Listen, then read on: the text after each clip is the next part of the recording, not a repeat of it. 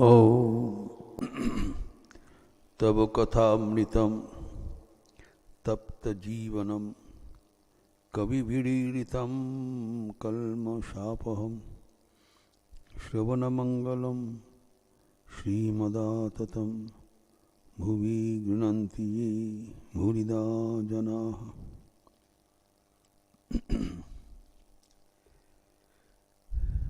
Let us resume our discussion on Sri Ramakrishna's spiritual discourses with his intimate devotees,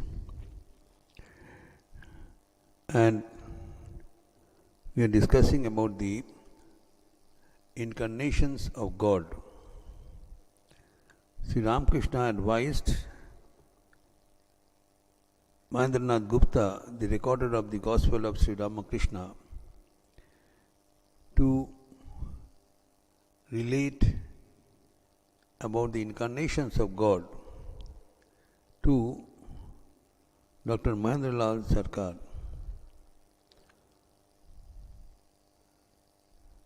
Why? Because Mahendralal Sarkar was not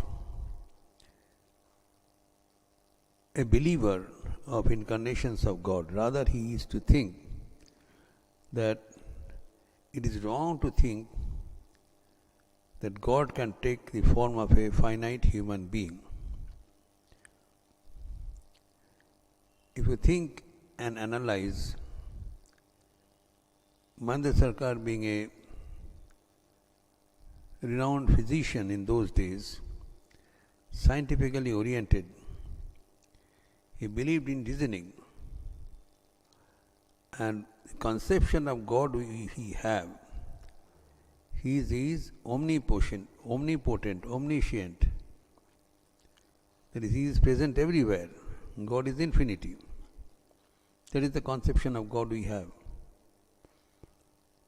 But when we equate God with a finite existence, then it contradicts our reason. How the infinity can be condensed into a finite form and name? In that strain, Mahendralal Sarkar used to think that it is an imagination of ignorant people. Why it is relevant? Because in those days, Mahendralal Sarkar met Sri Ramakrishna at the fag end of his human existence. Sri Ramakrishna lived up to the age of 51 only, and last 1 year of his life he was suffering from cancer, during which, for the treatment purpose, Mahendralal Sarkar, a famous homeopathic physician in those days, was called for consultation and treatment. Because in those days, the treatment of cancer was not in vogue. Nowadays, we have the cancer treatment of various therapies, radiotherapy, chemotherapy,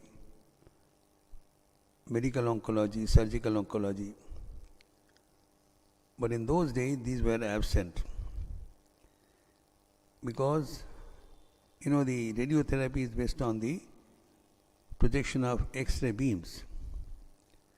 The X-ray was invented by William Röntgen in 1895, whereas Sri Ramakrishna expired in 1886, about a decade before X-ray was invented. In those days, in Calcutta Medical College, this is the only medical college in those days, there is the Eden block was added, where the maximum possible was surgical oncology was available.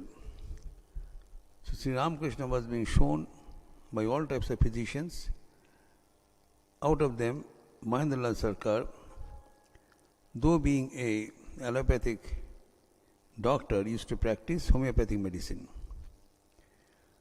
He used to regard Sri Ramakrishna as a good person, as a holy person, but then he would not accept that the claim of the devotees that Sri Ramakrishna was an incarnation of God, because he believed that incarnation of God is not possible.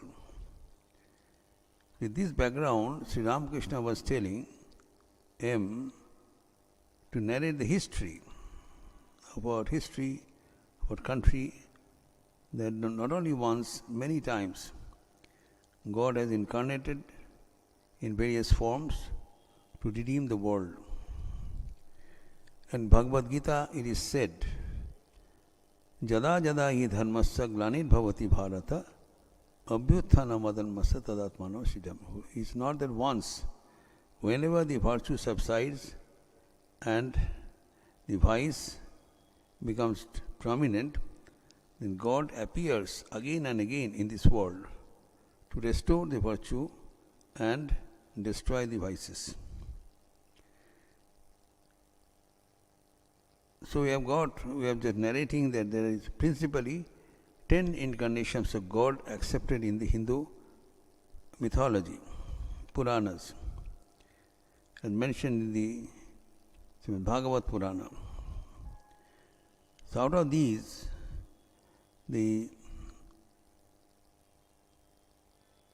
out of the 10, 4 principal incarnations of God has already been discussed. There, first was Matsya. God appeared in the face of a big fish and healed the world from dissolution, the great deluge. So, the great fish, it appeared and saved the world with its creation by tugging it with a boat. Then there was the kurma, like a tortoise on which the world was scraped, and there is this, the world was saved. And there is the Baraha, the boar, that was discussed, and fourth was the Nrisingha, the Narahari, the half lion and half human being. Fifth in the line was Baman, which is our topic of discussion for today. Baman is the first incarnation in the line in the form of a human being. All the other 4 were not human beings. So each incarnation of God gives us a message which strengthens our belief in God. It is not very easy to comprehend how the infinity takes the form of a finite being. Now, Sri Ramakrishna's simple answer is this, that God is too great for us to be rationalized. When Narendranath complained about the performance of God, that perhaps he is not able to run the work of his creation and maintenance in proper way, Sri Ramakrishna took him to the evening sky and told him to look up and see. He saw the great galaxy of stars, the moon and all the other beings. Sri Ramakrishna said that one of the stars is only like our solar system. So the God who is the creator of the entire universe, his activities are too vast for our mind to comprehend. It is foolish to comment on the performance of God or limit his existence by our thought process. So, there are many things which happen which do not conform to our power of reasoning. He is where our mind cannot reach. He is beyond our mind and intellect. We have to understand. Our mind and intellect has certain limitation. So with our limited mind and intellect, we are not able to define or explain the unlimited God. That is our difficulty. With our limited knowledge, limited mind, limited intellect, we want to explain everything of God which is beyond our mind and intellect. So here that's why each time whatever has been said is revealing the benign presence of God to save the world. Now regarding the details of Brahman avatar which appears in our mythology, it is said that there is a continuous fight between the God and the demons. Now once, as usual, the demons got, they defeated the gods and they took over the entire creation. So the gods fled and took the shelter in their mother's ashrama, that Aditi, their mother is Aditi, the second wife of Kashyap, and they took shelter in their mother, and by the time the demons took over. Now what is this fight between the demons and the gods? We have two propensities in our mind. One is demoniacal propensity, another is divine propensity. We have good and bad, both are existing within us. So this constant conflict between our divine qualities and demoniacal qualities, sometimes we are overpowered by our basic nature, and some other time our divine nature that become prominent. So with this division, when we are defeated, when our demoniacal propensities become prominent, then we approach the divine and God helps us to restore our balance. This is the whole story. Now regarding this Vaman avatar, it is told that when the king Bali, he was the king of the demons, so he took over the entire creation and then banished the gods. So they went to their mother's ashrama and prayed to help. Then Aditi went to her husband Kashyap and went to their father, that Brahma, to help, and Brahmaji said, you go and make tapasya. So they went to Shishaghan and did austerities. Now this is another lesson. Whenever there will be the conflict between our good propensities and bad propensities, and our bad propensities become dominant, and we become prey to our evil nature. We have a good nature and evil nature. Sometimes we know that we are not doing correct things, but we become victim of our evil propensity. This is the question Arjuna asked Krishna in the Bhagavad Gita, that why do we commit sins? Because those ignorant people, they are committing sin, we can understand. But even those who are intelligent, those who are educated, they also many times commit the sinful activities which are not to be done. So, majboor hoke karna padta hai. So Arjuna asked, Atha kina prajuktayam papam charati purushaha anichannapi varshneya baladipa niyojitaha. It is what is that which drives us forcefully to do wrong things in our life, though we know it is not to be done. Then Sri Krishna replied in the following verse, Kama esha krodha esha rajoguna samudbhava mahashana mahapapma vidhina miha bairinam. The enemy which forces us to do wrong things is not any external agent. It is our own mind which forces us to do wrong things. So we have to be acquainted, aware of our own mind. We know many things in this world, but do not know ourselves. That is the tragedy. We are not aware of our own mind. So our Puranas tell us, this study help us to be acquainted with ourselves. The most important thing, we should know ourselves. We know everything outside. Through Google, the whole world is known. But Google cannot reveal our own nature.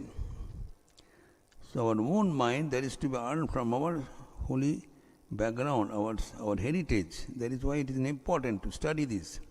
Sri Ramakrishna said, tell about the incarnations of God to Mahendralal Sarkar, who represents the modern man, scientific man. So here the secret is that our mind should be known. Our mind is composed of three factors: sattva, rajas, tamas, three constituents of the mind: poise, dynamism, and inertia. Now, this poise or sattva elevates the mind. The rajas or dynamism binds the mind with various desires, and tamas, inertia, degrades the mind. So we have to learn how to balance, keep the most dangerous part is the tamas, but we cannot dispense with it. Our mind is made of necessarily three qualities, sattva, rajas, tamas. So tamas have to be controlled by dynamism, and dynamism have to be controlled by our poise, our equanimity, our steadiness, and then we should get rid of all these three and get merged with our divine. We must be aware that there is a divinity within every one of us. That has to be accepted. This has to be kept like a constant burning lamp in our heart, that we are all divine. We are not sinners here. But maybe our mind is sometimes overpowered by wrong propensities and we do wrong things, but that does not mean that we are sinners. You are overpowered. So this has been depicted by the mock fight between the demons and the gods, and how they win over the situation that is narrated here. So when the Daityas, they overpower the Devatas, the evil propensities, they take over our good propensities, then what is to be done? They are told to do tapas. Go and pray and do austerities. Pray to God so that your good propensities become prominent. So accordingly they did. They took Khir Shagar and they prayed to God, and then that God, Supreme God, Bhagavan Vishnu appeared. He said, what is your problem? That is, when we pray to God, then answer is heard, solution is made. We need not go here and there.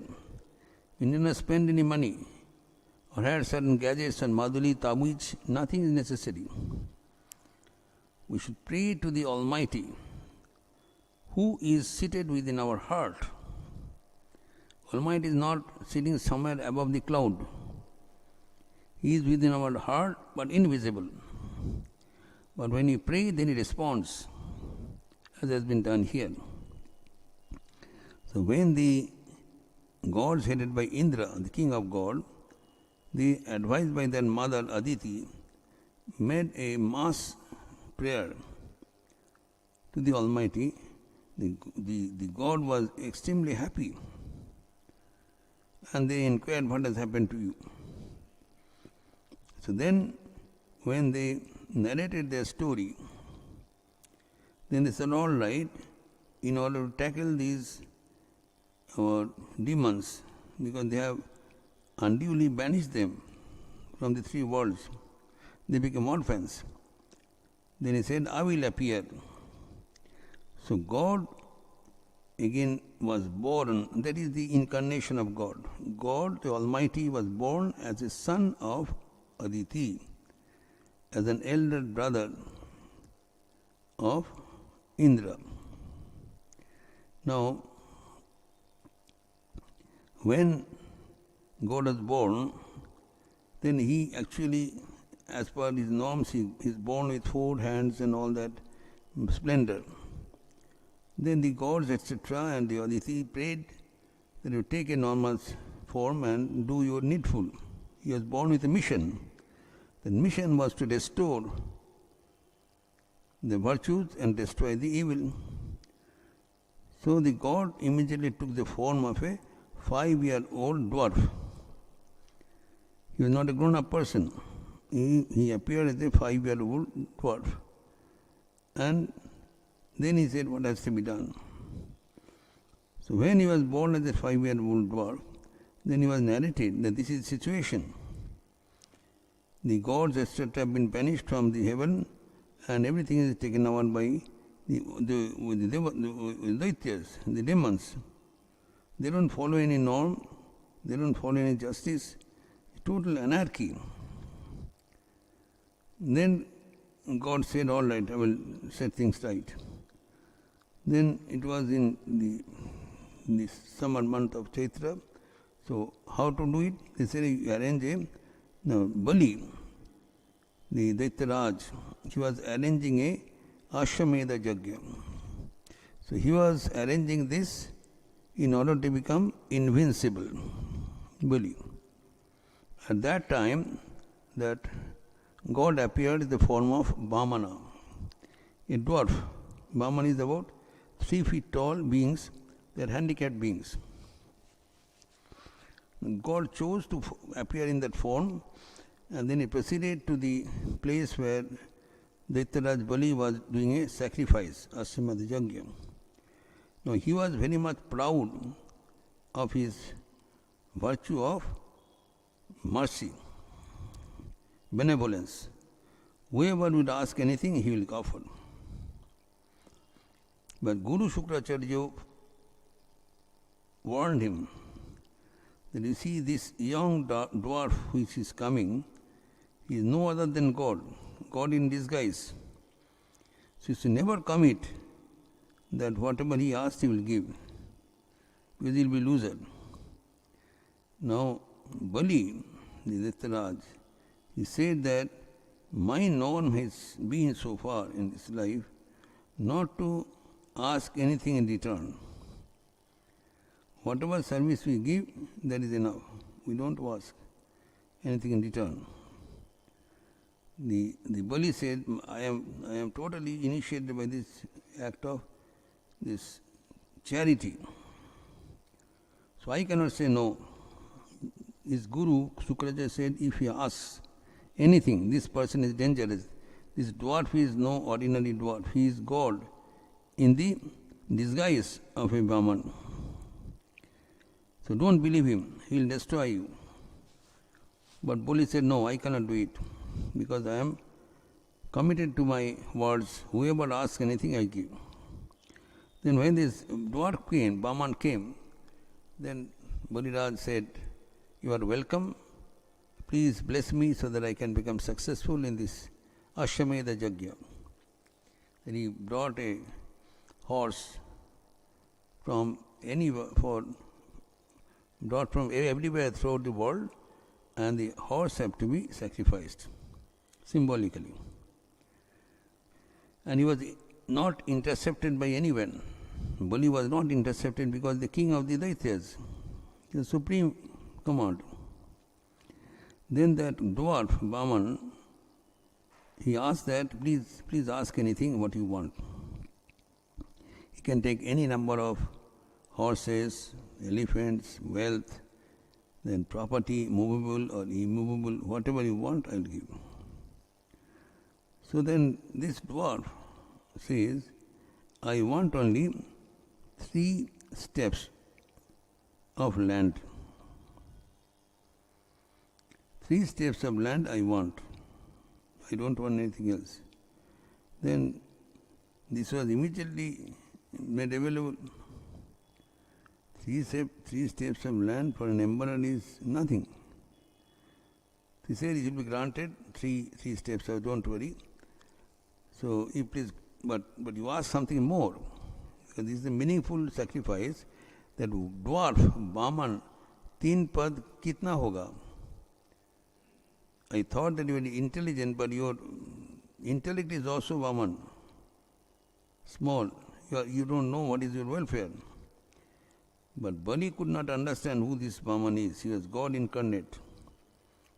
His guru knew, Shukracharya. He said, stay away, but he didn't want, because he was proud. This is another point. This incarnation of God teaches us that whatever may be our qualification, whatever may be our monetary, sociologically, or academic achievements, unless we are conforming to the devotion of God, then everything becomes pell-mell. Then nobody comes stand by. So here when Bali was offered this, Vaman has asked for this, then Bali said, all right, go ahead. Then suddenly Bali saw that Vaman, which was a small dwarf before him, suddenly expanded, and his 1 feet covered the entire heaven and 7 loks, and another feet he covered the entire world, Prithvi. एक पग में पूरा पृथ्वी को घेर लिया और दूसरा पग में थोड़ा बहुत आसमान में जितना ऊपर में अंतरिक्ष में फीट जो in the nether worlds, everything is being covered. Then he asked, where should I get the 3rd round of land? Everything is taken over. So he said that either you take back your words, then you lose the merit of this sacrifice, or you provide whatever you may need. So with this he chose, Vaman, no, I will not take back my word, I will take the punishment for which sacrifice become incomplete. So when Vishnu covered the entire human existence and then gods, so there is no 3rd space was not available. Then Bali surrendered. Then Vaman said, all right, you go back to Rasatal and stay there. I will bless you. But do not be having any audacity to come out and disturb others. He was disturbing. To be aware of a limitation, you are always in need of the divine. If you hold the divine, wherever you are, you will be happy. But if you give up the virtues of life and you concentrate, then you do not know where you will end. So here the clear message was that he was given the punishment for his pride, that I can give whatever you want, but it was at the cost of his own life. So here God gave him a lesson that you should not brag or boast that I can do that, I can do that. We are all subordinates to the ultimate divine. So when we remember this, then God has said, you remain in this world and I will take care of you. But never ever come out and disturb the entire world for your own sake. Do not be such fool. We are here not to interfere with others' affairs and make a mess of everything. We have a fixed target. Fixed target, that is, we have to realize God. With that target, whenever we have any difficulty, we should pray to God.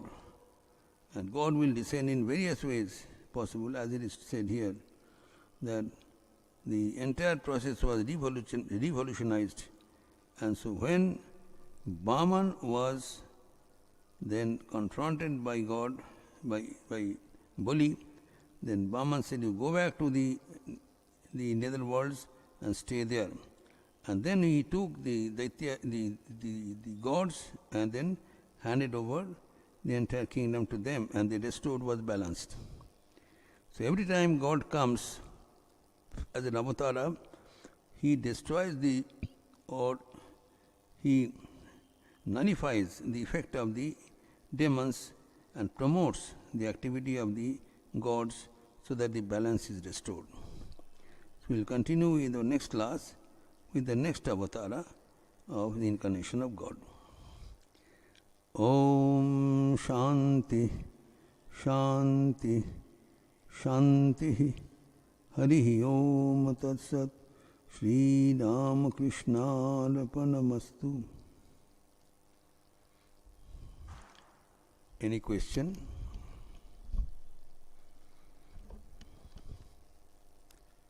Since it is pretty late today, let us conclude by singing the name of the Lord. Please join with me.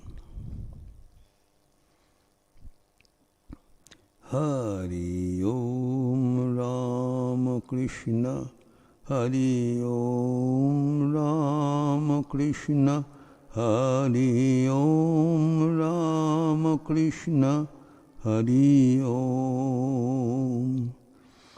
Hari Om Ramakrishna, Hari Om Ramakrishna, Hari Om Ramakrishna, Hari Om.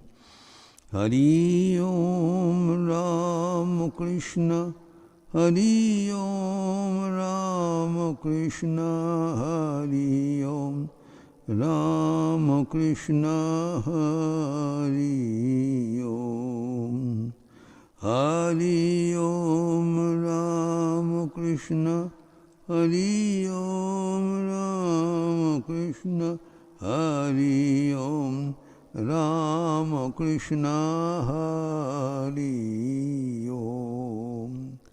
Hari Om Ramakrishna, Hari Om Ramakrishna, Hari Om Ramakrishna, Hari Om. Hari Om Ramakrishna, Hari Om Ramakrishna, Hari Om Ramakrishna, Hari Om. Hari Om Ramakrishna, Hari Om Ramakrishna, Hari Om Ramakrishna, Hari Om. Thank you.